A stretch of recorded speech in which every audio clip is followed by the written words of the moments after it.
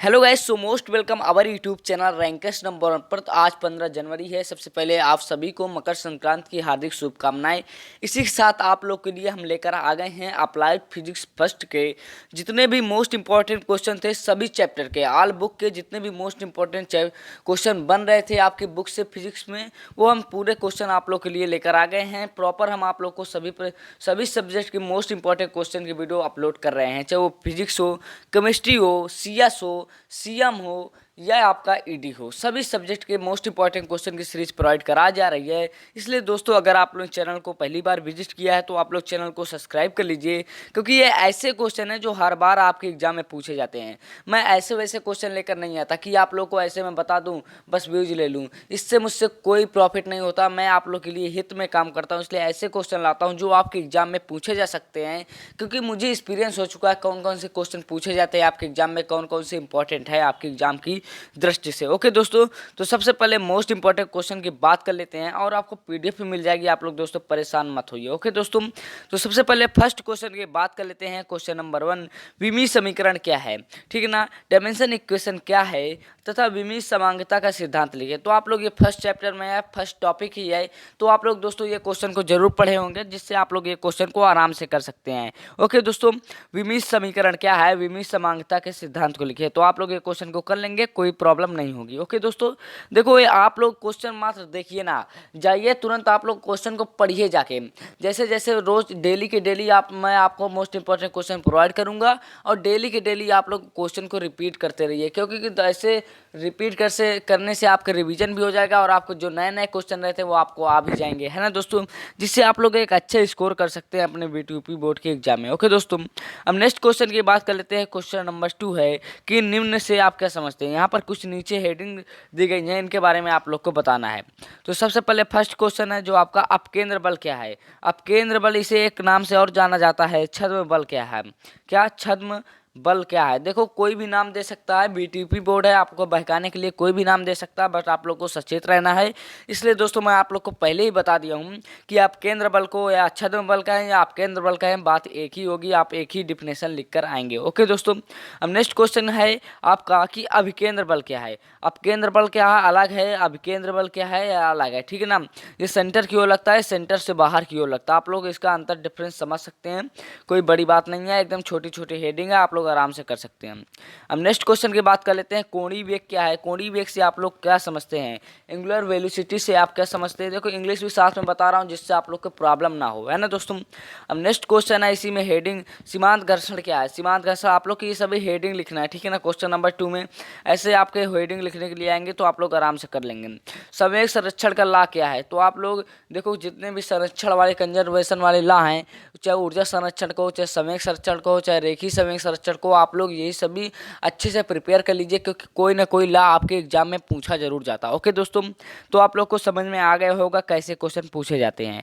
Most important question है, देखो ये क्वेश्चन आपके बार बार एग्जाम में रिपीट हो रहे हैं, इसलिए मैं दोस्तों आप लोग के लिए ऐसे क्वेश्चन लेकर आ रहा हूँ जो आपके 2023 के एग्जाम में और सेमेस्टर के एग्जाम में पूछे जाने की फुल प्रोबेबिलिटी है कि ये क्वेश्चन आ सकते हैं आपके एग्जाम में। ओके दोस्तों, अब नेक्स्ट क्वेश्चन की बात कर लेते हैं। क्वेश्चन नंबर 3, कार्य ऊर्जा प्रमेय क्या है? वर्क एनर्जी थ्योरम क्या है? और ये देखो क्वेश्चन मोस्ट इंपॉर्टेंट क्वेश्चन है, वर्क एनर्जी थ्योरम वाला, कार्य ऊर्जा प्रमेय वाला। तो इसको सिद्ध भी करने के लिए आता है, तो आप लोग सिद्ध कर लेंगे W बराबर डेल्टा के छोटे से मेथड। अगर आप लोग को इसको सिद्ध करना नहीं आ रहा तो आप लोग बता सकते हैं, मैं सिद्ध करवा दूंगा, 2 मिनट लगेंगे, ठीक है दोस्तों।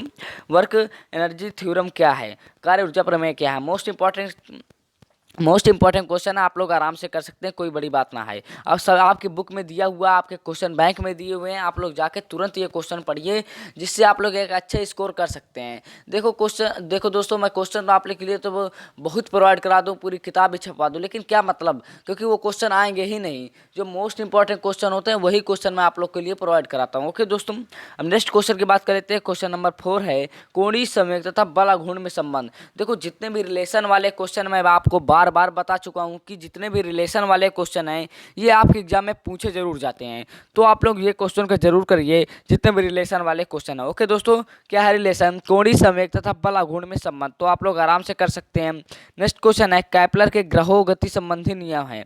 देखो केपलर के जो तीन नियम है, ठीक है ना। केपलर के जो तीनों नियम है इनको आप लोग को विस्तार से पढ़ लेना, क्योंकि ये क्वेश्चन आपकी एग्जाम की दृष्टि से most obvious point of view से मोस्ट इंपॉर्टेंट क्वेश्चन है। केपलर के ग्रहों संबंधित जो नियम दिए गए हैं आपके फिजिक्स के अप्लाइड फिजिक्स फर्स्ट में, तीन नियम दिए गए हैं, तीनों नियम को अच्छे से पढ़ लेना विद फिगर के साथ, ठीक है दोस्तों।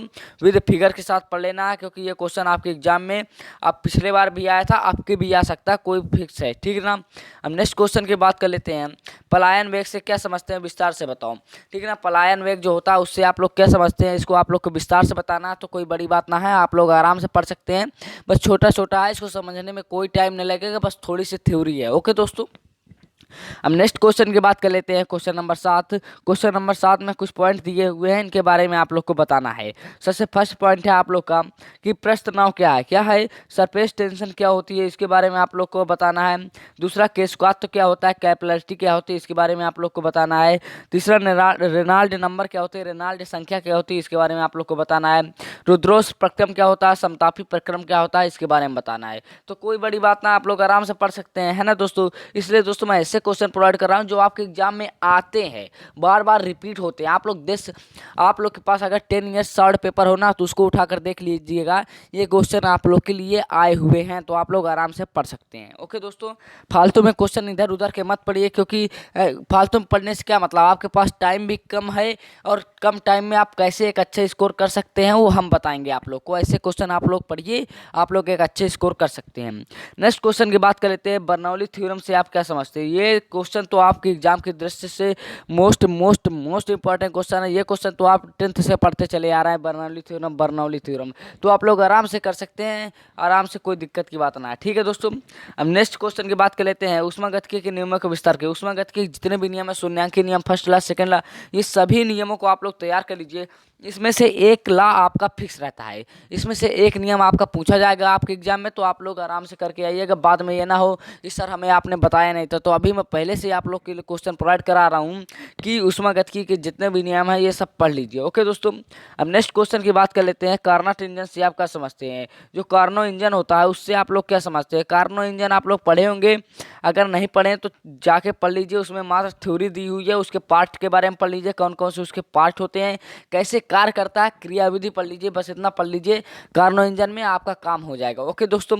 तो जाइए आप कार्नो इंजन में पढ़ लीजिएगा, मोस्ट इंपॉर्टेंट है आपकी एग्जाम की दृष्टि से।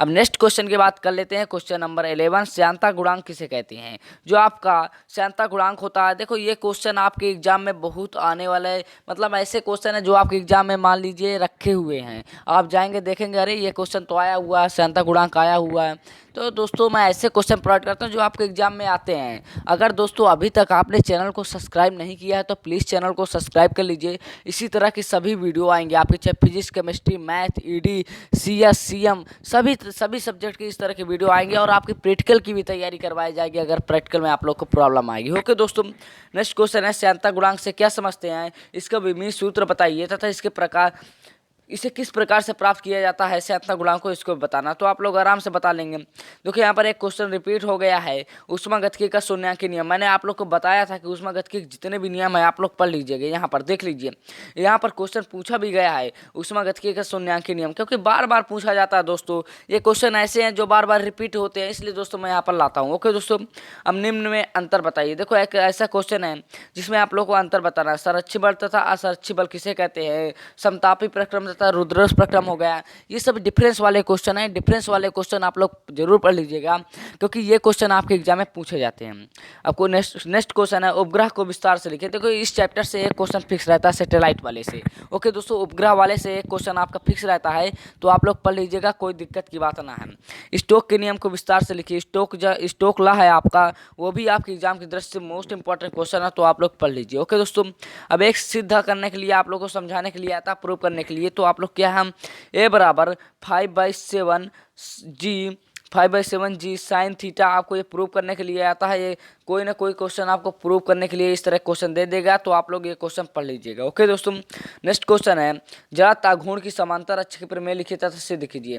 देखो, जड़ा ताघूर्ण संबंधी जो दो प्रमेय हैं आपकी, चाहे वो समांतर अक्ष के प्रमेय हो चाहे लंबवत अक्ष के प्रमेय हो, ये दोनों प्रमेय आप लोग प्रूफ के साथ पढ़ लीजिएगा, सिद्ध के साथ पढ़ लीजिएगा, क्योंकि दोनों प्रमेय से एक प्रमेय आपके एग्जाम में फिक्स होती है। ओके दोस्तों, अब नेक्स्ट क्वेश्चन की बात कर लेते हैं। कैपिटल जी तथा स्मॉल जी में रिलेशन क्या होता है?